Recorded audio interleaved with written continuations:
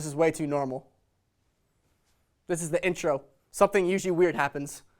What's the lesson about?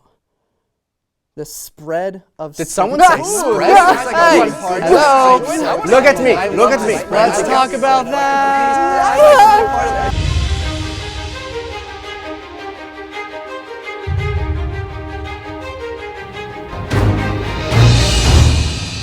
Hey guys, and welcome to this week's Sabbath School Short. My name is Andrew, and this week we're looking at lesson number 3, which is titled All Future Generations. And this week's memory text is found in Genesis 6:8, and it says this: "But Noah found grace in the eyes of the Lord." Pretty short memory text, but a lot of power in here. And we're talking about Noah this week. For the sake of time, we're going to be highlighting 3 specific days in this lesson: Sunday's lesson, Wednesday's lesson, and Thursday's lesson. But you should still go read Monday and Tuesday's lesson because there's a lot of good stuff. For example, Monday's lesson kind of talks about where the word grace was used in the first time with Noah. It's really good. You should go check that out. But we're going to be highlighting these 3 this week. So pull out your lesson, or if you don't have it, click the link down in the description box and pull up the lesson and come along this journey with me by looking at Sunday's lesson, which is titled The Sin Principle. Put on your thinking cap as you see this picture. Wait, is this the right picture? Now this can't be right. You sent us that one. That's the picture I sent you? Are you sure you got the right memo? Because we were supposed to be talking about like sin being viral and like spreading everywhere, right? And going like everywhere. The dodo bird is literally the exact opposite of that. The dodo bird died. That's what you sent. So then how does the dodo bird connect with Noah's time? And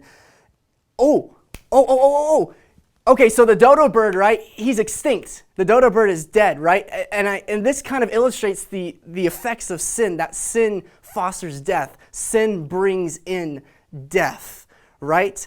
And so, in order for God to save the world, right, he needed to preserve the people who were being righteous and everything that weren't involved with sin and kind of put a check on sin so that it didn't destroy the world that he had created. Whew. Whew, save that one. Nailed it. Oh man, so Sunday's lesson, the sin principle, right? And sin brings death. That's the principle of sin, right? So now after the flood, right, God saved Noah. God saved Noah and his family. And he does this kind of miraculous thing. And looking over at Wednesday's lesson, which is titled Sign of the Rainbow. Critical thinking caps on again. Check out this short video.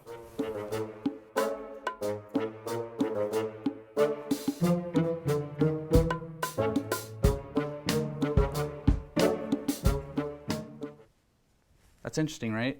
So, critical thinking, emojis, very random thing. But what's interesting to me is that, like how I said before with the title, we're looking at signs, things that we kind of use. We use emojis all the time to communicate, to share things, and sometimes to express ourselves over text is kind of difficult, but that carries a certain weight. We know these things, right?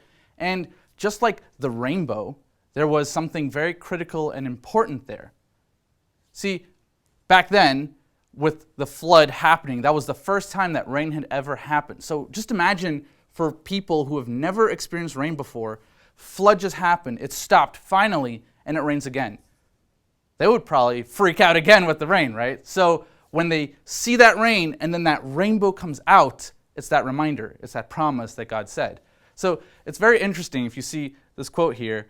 I just think that this really encapsulates that. So looking at this, it says, "The Lord said he would use the rainbow as a sign of my covenant." This is Genesis 9:15. So this sign, in a way, it transcends. It wasn't just for Noah. It was for all of us. It was a promise that he would keep for us. So even today, with all the things that happen, God used an emoji in a way in the sky for us to always remember, which to me, I think that's really interesting. So let me present the next interesting image. Again, critical thinking, because we're going to push on forward here. So look at this.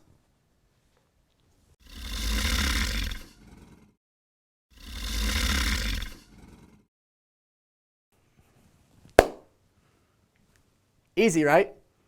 Easily connects with Thursday's lesson. Thursday's lesson is titled, Only Noah Was Left. Alligators, only Noah was left. Guys, I think we made this way too easy for them. This is so simple. Like, how could...